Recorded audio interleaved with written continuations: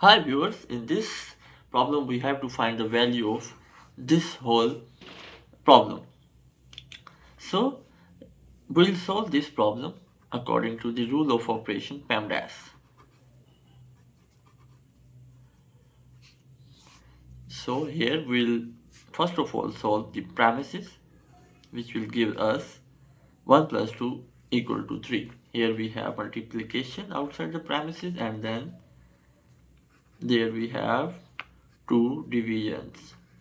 81 divided by 27 divided by 9 multiplied by 3.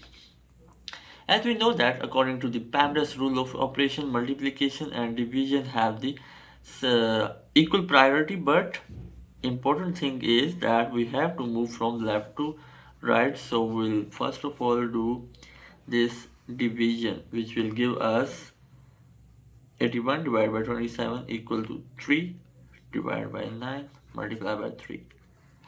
Now 3 divided by 9 will give us 1 over 3 multiplied by 3.